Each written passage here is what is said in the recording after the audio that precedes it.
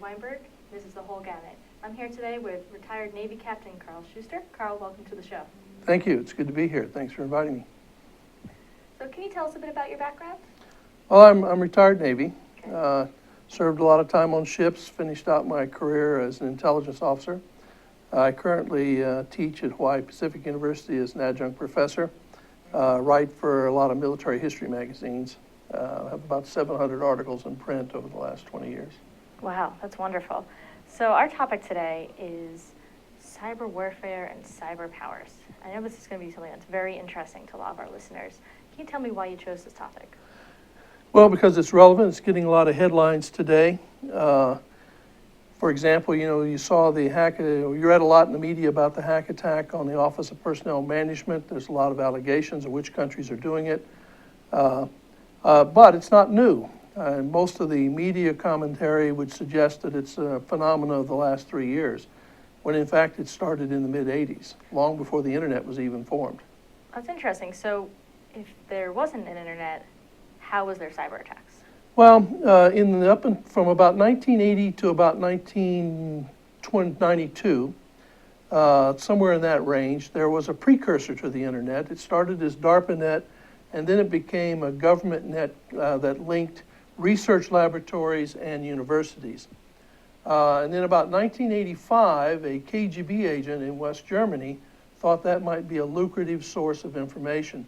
So he hired 4 West German teenagers to hack into the databases of about 11 American laboratories and several European laboratories and research institutes, and downloaded the information they found that might be useful to Russia at the time. They were caught by a graduate student at, I think it was the UCLA or Berkeley Labs, or Livermore Labs, I'm sorry, a man named Cliff Stoll. He was asked, in those days you had to purchase time on the mainframe, and each department was billed for their purchase, and they had these small billings that no one could track where it came from. His job was to find which student was doing it and bill them.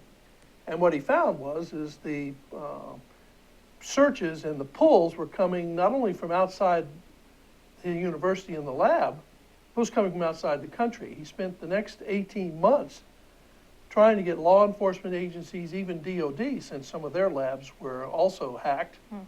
But at the time, it wasn't illegal. There were no laws governing what you did on that particular net. Officially, it wasn't very well known. It was an academic institution only, communications link, if you will, between computers. He eventually talked to law enforcement in Germany as he tracked it back. And finally, in late 1988, they arrested the 4 teenagers who gave up their KGB handler, and he wrote a book on it called The Cuckoo Egg. And that was the first documented case of hacking. They got away with it for almost 4 years. Wow, so this is not a new problem for the U.S. government or the DOD. Not at all, and it's not really new for the world. In the 1990s, for example, Israeli and Palestinian computer aficionados went after each other's websites and systems. Also, India and Pakistan, both of them had young computer geeks, if you will, going after each other's websites, mostly vandalism, that sort of thing. But also that's where the first denial of service attacks started. And so they were each jamming up each other's media outlets that were beginning to use the line, and also each other's universities. So the thought of attacking another agency or country's websites and information technology systems isn't new. It's been around since at least the late 80s. North Korea, for example, first began recruiting software people in 1989, 1990 for what they now do on in the cyber world. Interesting. So what was the first major hack on the internet as it is today? The first major attack depends on your definition. The first actual openly admitted cyber conflict was China's Great Patriotic Cyber War against the United States over the EP3 incident. It was initiated and conducted by the Chinese Great Patriotic Computer Society. And the government used to encourage them by putting these banners across the top of Chinese chat rooms And unfortunately, and of course, it initiated a counter response from the United States. Our hackers, and including hackers from Brazil and Israel, joined in. They took down China's central bank website, and suddenly, after only 4 days, China announced victory in their banners, and the whole thing was over by the 8th of May, 2001. 2001. Okay, so we're looking at the past 15 years, which have been, of course, very volatile times in a lot of ways. So how has this affected what's going on in the Middle East? Well, as a matter of fact, one of the things that is going on in the Middle East is we've seen a Stuxnet attack on the Iranian nuclear program about 4 years ago. It took them down for 8 or 9 weeks. The other thing, too, of course, Russia's very active. You find 3 types of cyber warfare going on related to the Middle East. For example, the Free Syrian Army does what's known as trolling, where they have people who get involved in the discussion chat rooms, whiteboards, social media, and introduce false messages, or in some cases, they do it in a way that it's not apparent. For example, if you want to discredit an organization that is actively conducting reporting on Facebook or in social media, then introduce infantile, adolescent, childish messaging on their behalf in large numbers. And what it does is it makes that particular organization look like the people supporting it and involved in it are either ignorant, backwards, childish, immature, and so people leave the discussion and move on to something more serious. Russia's doing the same thing against Ukraine and vice versa. A news article will show up and say, here's what Russia's doing in Ukraine, and then they open it up to comments. And typically Russia's patriotic troll army will find that and then go after the comments section and flood it with childish messages so people will leave it. It diminishes the impact of the article and in the long run discredits the opposition if you get away with it.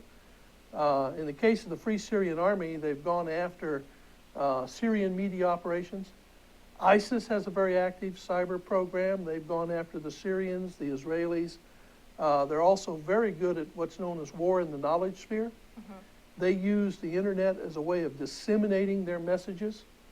And Hezbollah uses the internet cyber warfare to train operatives. They have video games that are actually training curricula to learn how to make a bomb, how to conduct an ambush, how to command a patrol in combat against the Israelis or the Americans. The al-Sadr army does the same thing. And so this in effect, the information world, if you will, or the cyber world, has become an arena for both education, training, conflict, propaganda, what the Chinese call political warfare.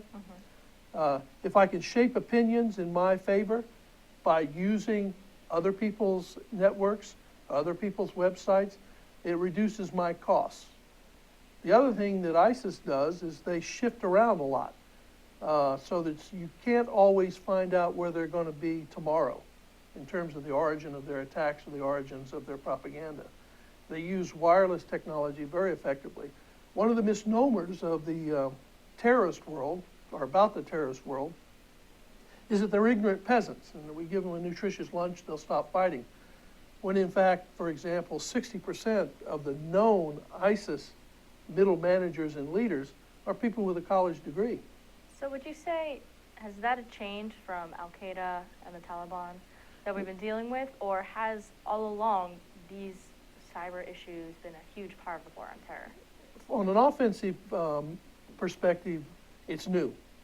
Al-Qaeda was very technologically savvy.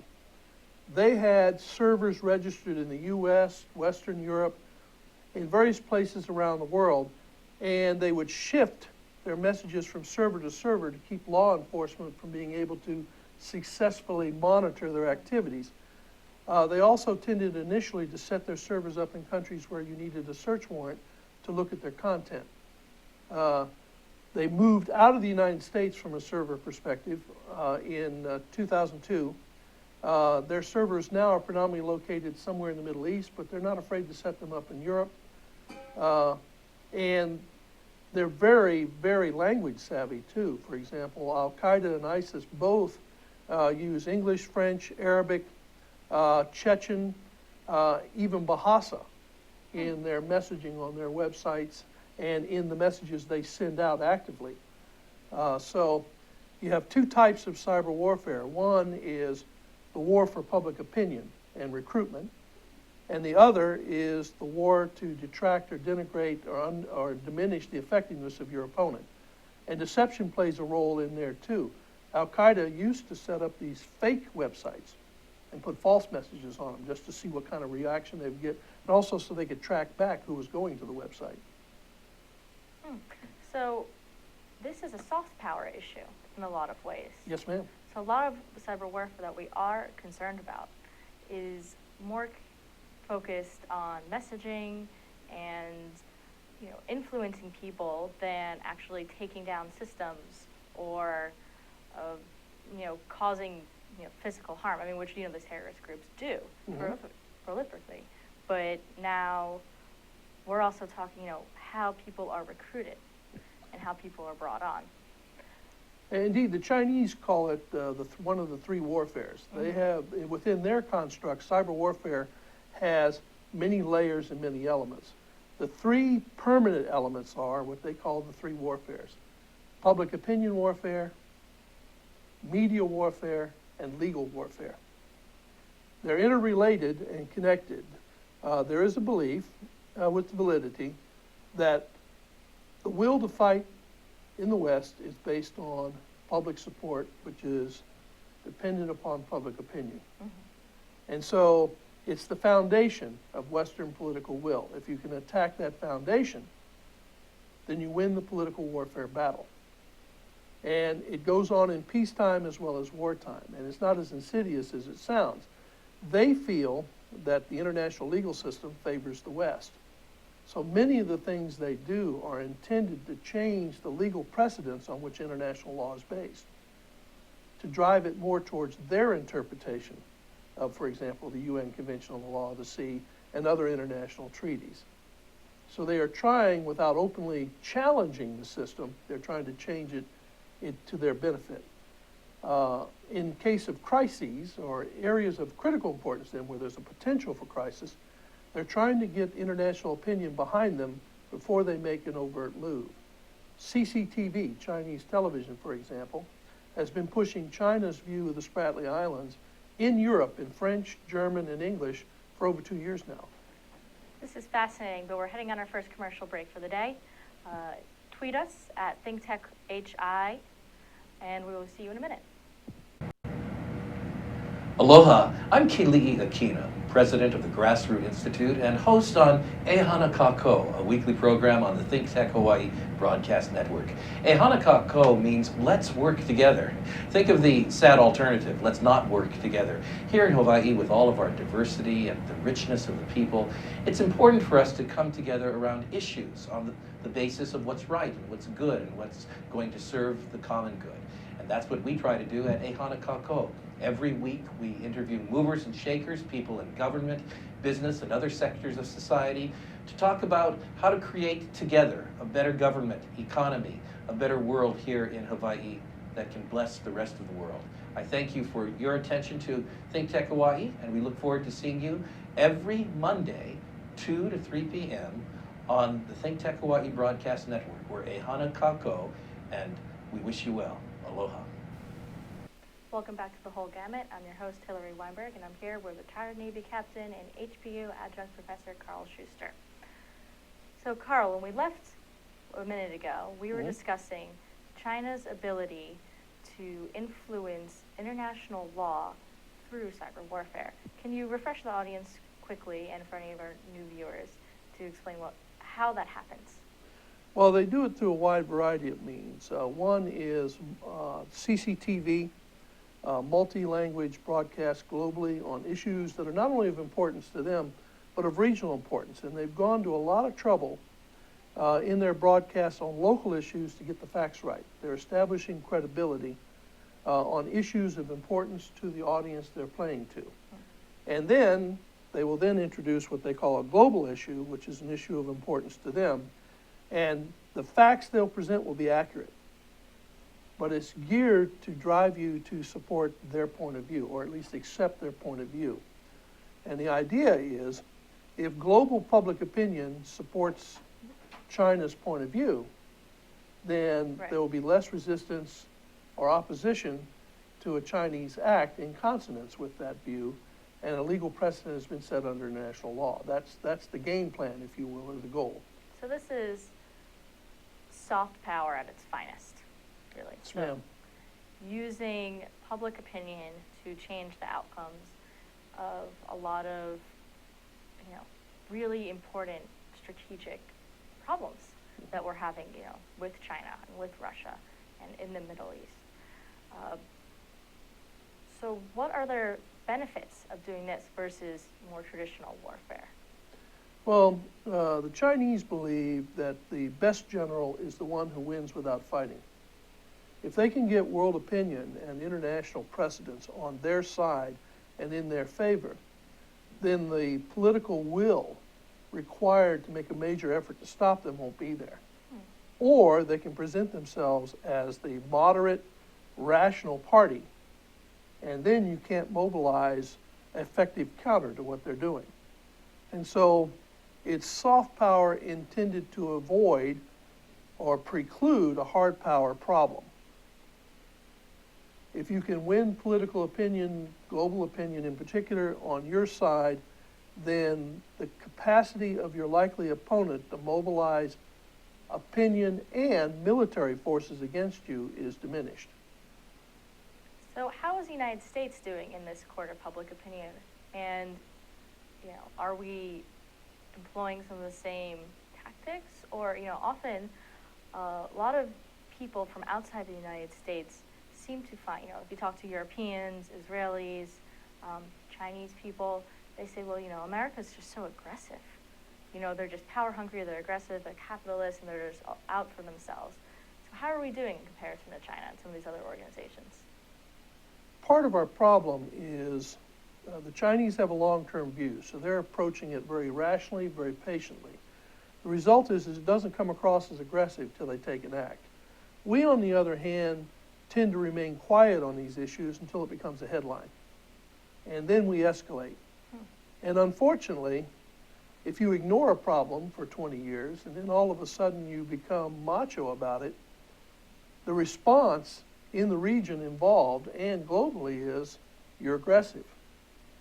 So what you were just saying, the first thought that came to my mind was Russia. Mm-hmm. Now, Russia, how is that doing? How is Russia doing in the court of public opinion? And are they employing these same tactics? Or Very similar. is their perspective different? No, they're employing similar tactics, but not as sophisticated nor as patiently. The Russian approach is slightly different. And they're winning because no one's challenging their perspective. For example, Russian television has been running messages now since about 3 months after they rolled into Ukraine about how they're the only ones providing humanitarian assistance. And they show Russian soldiers handing out food and goods and setting up emergency electricity so that the Ukrainians in the rebel areas can get power, water, utilities, human services, first aid, hospital care, etc. And then they talk about the Kiev's blockade of the area, refusal to trade with them, and the unemployment that's caused and what Russia's having to do to provide employment and take care of the people. And they're denying that they have any forces involved, anyone that may be there as a volunteer who went on their own volition, etc. And there's no entity out there making an effort to expose that in a major way. It's one thing to have a government official say they're lying, but unless you have pictures, see, they have pictures and imagery of what they are doing from their perspective.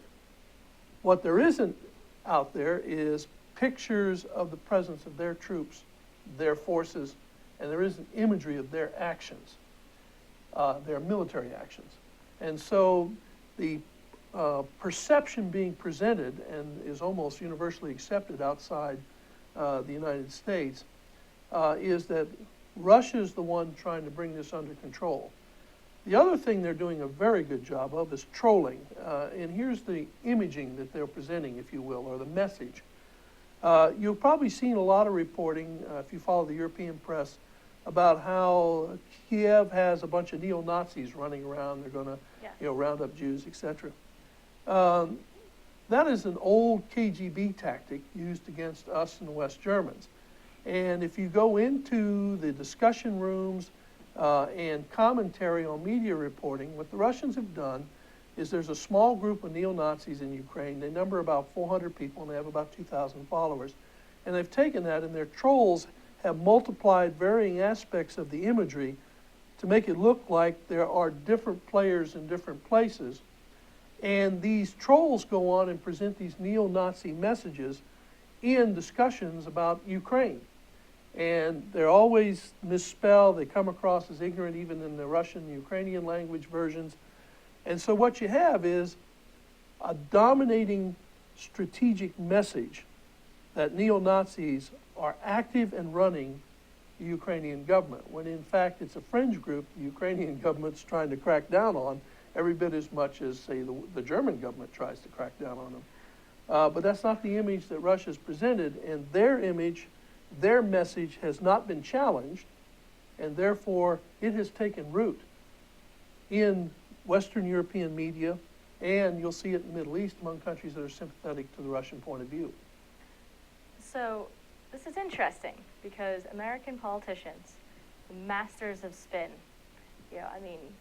we saw in the debates last week people completely denying things they said several years ago and in other campaigns, except we're relying on our own swagger and our own ability to just throw our weight around to create our image, our world image, whereas Russia and China and these other places are actively going in and creating images and creating scenarios to bring people to their side of the cause.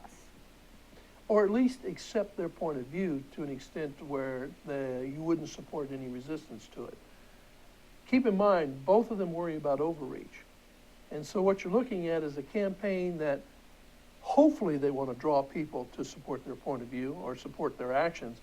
But in fact, what they really want to do is have you accept what they've done to a point where you won't support your government, your country, doing anything against it. So I wanted to make sure we got back to this point. Mm-hmm. You talked about Stuxnet earlier, Mm-hmm. very, very briefly. And I wanted to get back to it because Iran is so hot right now and so interesting. Could you review for our viewers Stuxnet and your analysis of how it is affecting the Iran negotiations today? Well, I don't know how much effect it has on the Iran negotiations. I can say, though, it had a significant effect on Iran's approach to cyber warfare. Most of their cyber capabilities were focused on internal security until about 3 years ago. They've always had an external element, but most of it was designed to track dissidents. But since Stuxnet, they actually have developed an offensive capability, and it's growing. The Iranians are very technologically savvy, and the IRGC, the Revolutionary Guard Corps, actually has a force of about 1,500, I'll use the term computer experts, software experts, whose sole function is to look for code that can be used in cyber warfare and look for weaknesses in opposing cyber systems that can be exploited should that particular opponent or country agency become a concern to Iran. But 70% of Iran's cyber effort is internally directed. They are very worried about dissidents within Iran finding ways of getting the imagery of what the IRGC and Basij volunteers are doing. They're also very worried about information about their nuclear program getting out. And so I'd say about depending on who you read and talk to, but I believe about 80% of their cyber warfare effort is internally directed. And they do help Hezbollah, though, with their cyber activities. So when it comes to internally directing messaging, I'm not sure from what I understand that some of the radical groups in the Middle East would be developed enough to be concerned about that. I mean, it's very revolutionary, very fast-moving for them, at least right now.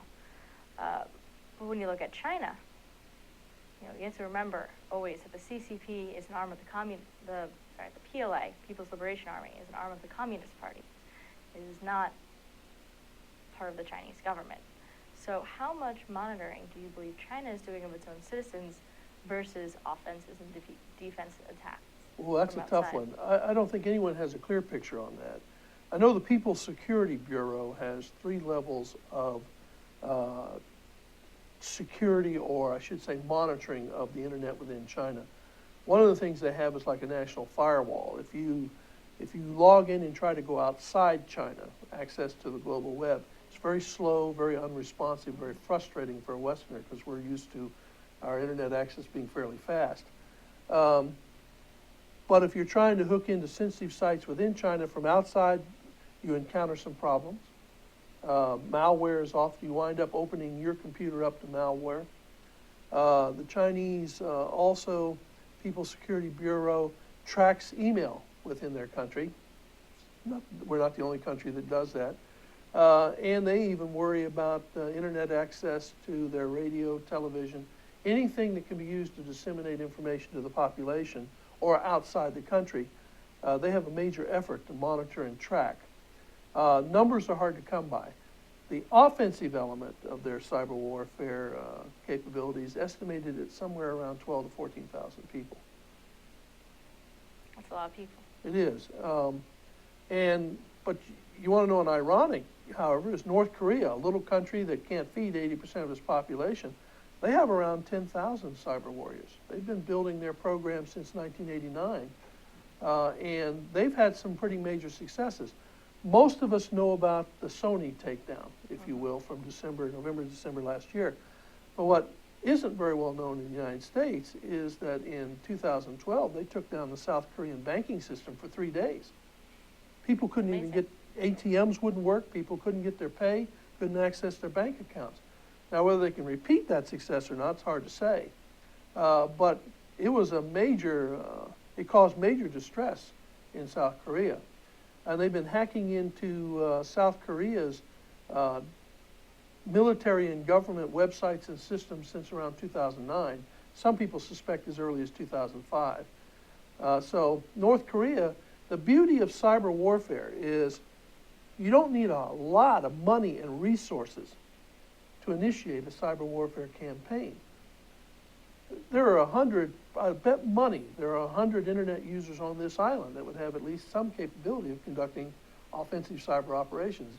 It only requires knowledge of computers, knowledge of software, and knowledge of the web. If you're good at all 3 of those, then the odds are you have at least some capability to do it. The difference between a government and an individual, however, is governments take a disciplined approach. They target things that are valuable from a government perspective. Individuals target things either for publicity or for criminal gain. In other words, money, notoriety, or just the thrill of it is what an individual or a small group does. So hacktivists. Exactly right, hacktivists. And terrorist groups do it for a political message. But they sometimes get it wrong. One of the funnier incidents during the Great Patriotic Cyber War is the hackers from China did not realize that whitehouse.com was a porn site. So they inserted all this pornography on an already existing porn site and then talked about how they put it in the White House, when in fact, of course, the White House address is .gov. So, the hackers don't always get it right. But the thing to remember about cyber warfare is the attacker has the advantage. Let's stop on that note. Okay. We'll be back in 1 minute after a commercial break. Aloha, welcome to ThinkTech Hawaii. My name is Josh Green. I'm the host of a program called Healthcare in Hawaii. I'm a physician. I work in the emergency department on the Big Island. I also serve in the state senate, which, please don't hold that against me, doesn't detract from my television program. We speak about all the big healthcare issues in the state. We get together on Tuesdays from 2 o'clock till 3 o'clock in the afternoon, and we try to talk about the most important issues in healthcare. This is a terrific venue for people to learn about healthcare. There are many programs on this station. We broadcast it later, not just on the internet, but also on OC16. Thanks for joining us. Please be informed healthcare consumers. Welcome back to the whole Gamut. My name is Hillary Weinberg, and I'm your host. I'm here with retired Navy Captain and HPU Adjunct Professor Carl Schuster. We are discussing cyber warfare. Now, why cyber warfare? Well, part of it is modern economies, militaries, and societies are very information technology reliant. Transportation systems, for example, are almost totally reliant on computers. Even your traffic lights are controlled by computers. Airline reservations, cargo routing, same thing with rail and shipping. They're all routed through computers, and they report their positions through computerized systems and networks. Electricity generation is computer controlled at the production site, and the distribution is monitored and controlled by computers or information technology. Now that makes them very efficient. They can respond quickly to changes, but it also makes them a potential target if someone wants to disrupt those systems. Manufacturing processes, even within a factory, are largely computer controlled now. So in effect, you can achieve the same results through a very well-crafted cyber attack as you could with bombing. We call it a quasi-kinetic effect. Interesting. So do you think this is going to change the nature of warfare To a great extent. over the next century? Yes, ma'am. In what ways? I think that how you approach a problem will change significantly. For example, I want to create blackouts in the United States. If I can get into the distribution system and cause systems to misjudge the situation or just shut down, redirect electricity or redirect energy in the wrong place, wrong time, or disrupt the service, that has an economic cost and an economic impact. It also has a political impact on the target country. And the beauty of it is cyber attacks give you plausible deniability. It takes a long time to figure out who the perpetrators are. So you don't have an immediate concern about retaliation. And retaliation's complicated. How do we retaliate? So how has cybersecurity affected casualties in warfare?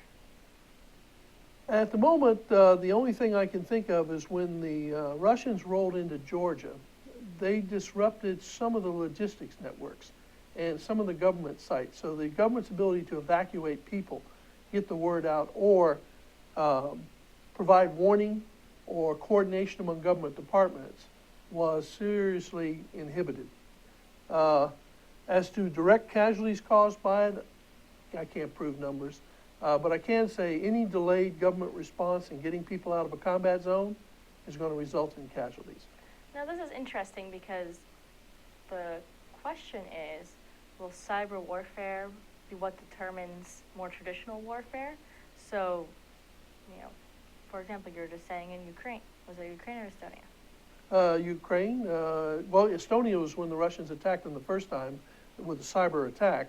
Right. They took down the system, though, only for about 11 hours, but they got global publicity. So when you're in Ukraine, it prevented Ukraine from being able to effectively respond. In the case of Georgia, yes. In the case of Ukraine, their military is not computer controlled. Russia's been very busy with cyber. Indeed, very much so. They were the first country to use it as a weapon, if you will. They were the first country to involve themselves in cyber espionage.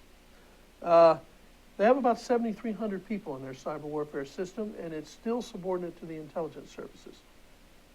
Used to be under the KGB, now it's under the FSB, which is the inheritor of the KGB. So they're pioneers in many ways. And here's where, though, I think the future lies.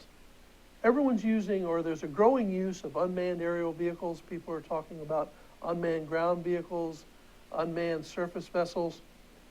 Those are all based on IT systems. And they are in large extent controlled via networks.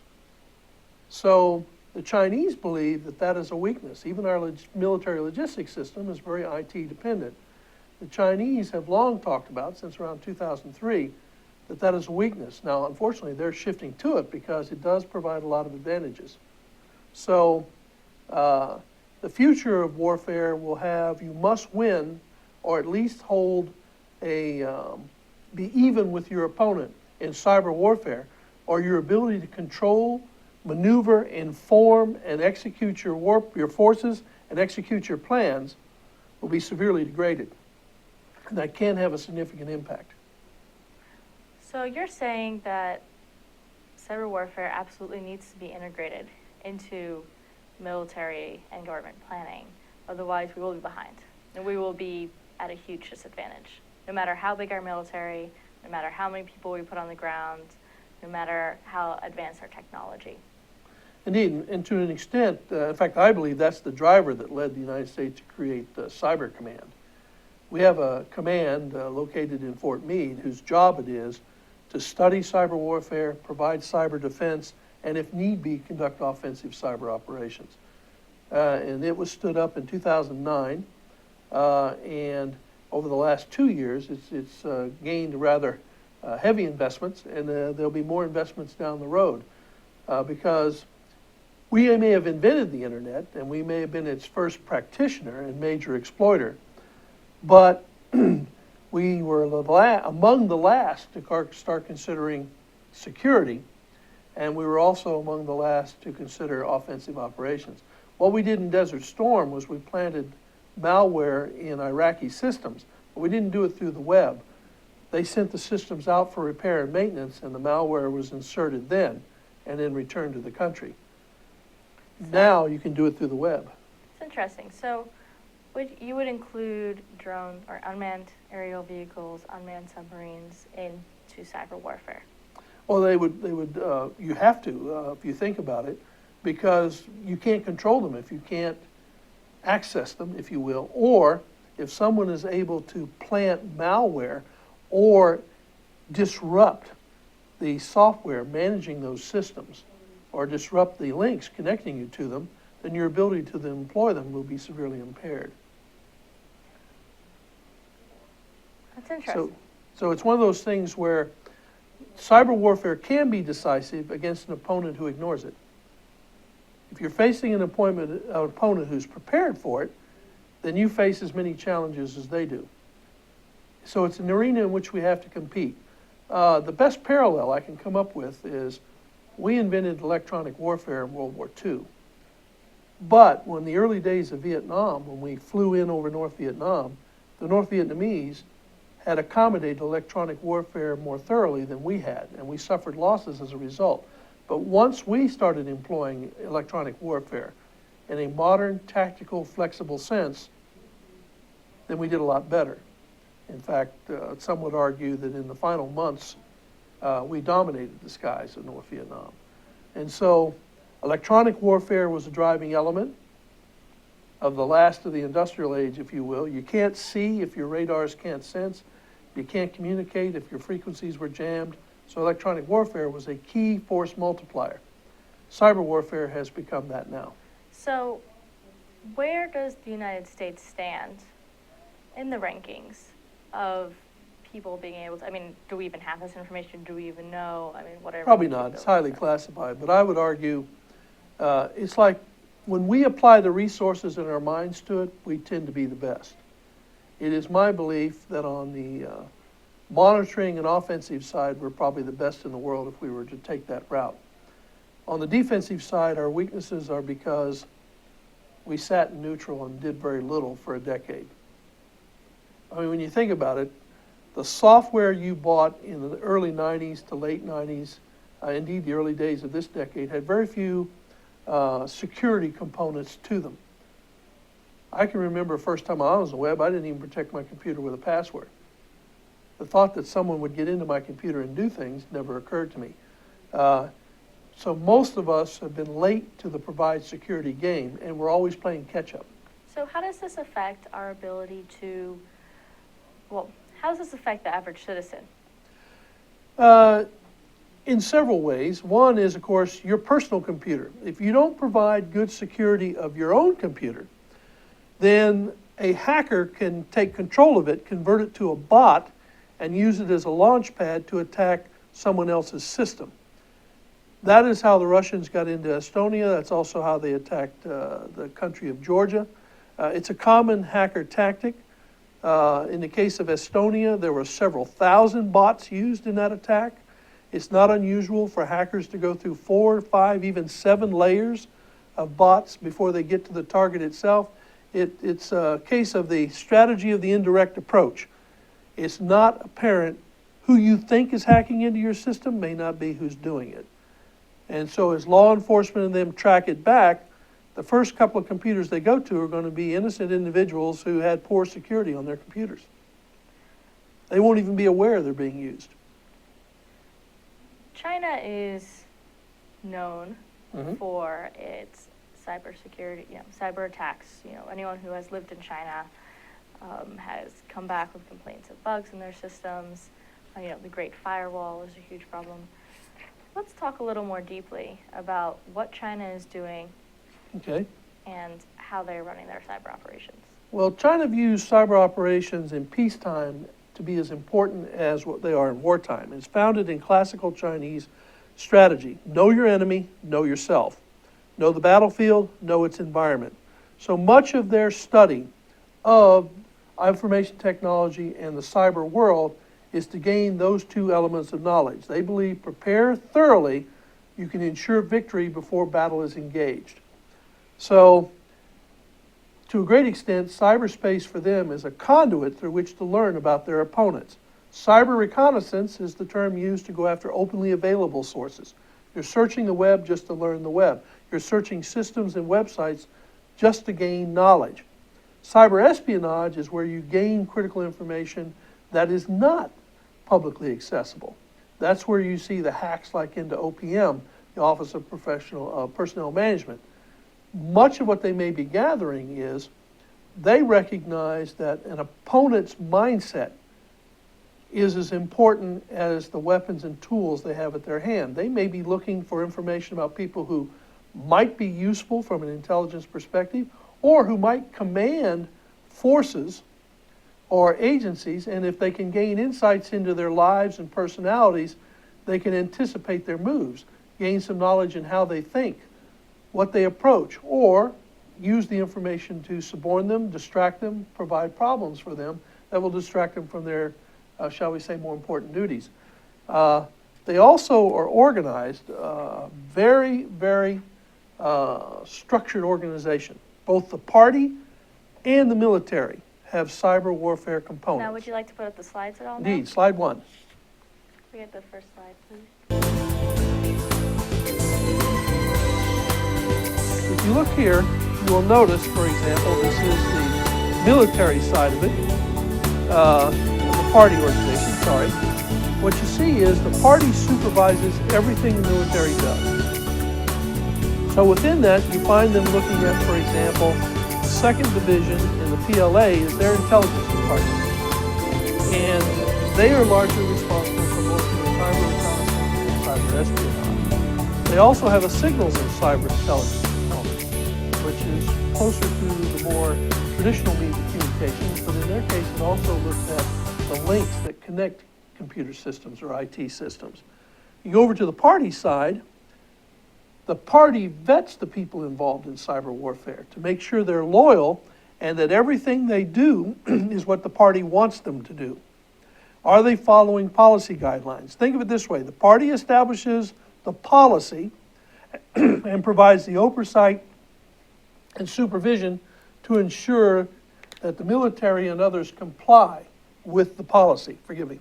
So, party is basically determining, what the government does. Obviously, the party, one country, one party.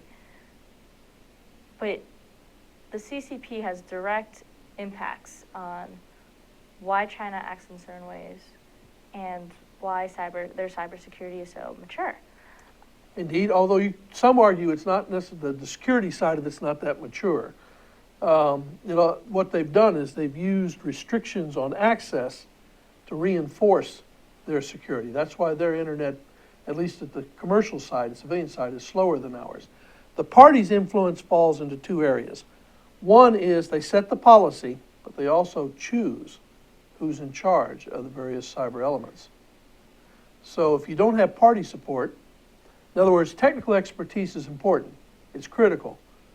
But if they're not certain that you'll obey the policy or that you're not totally on board, then they'll make sure that you wind up in a lower position or in a position where you can't do the party any harm. Carl, Mhm. thank you so much for coming on the show today. This has been great. Thank you. It's been my pleasure. And Thanks as for a having me host, along. you're so well prepared, you know so much that as a host, there's very little I had to do. I mean, just Well, thank keep you. talking, please.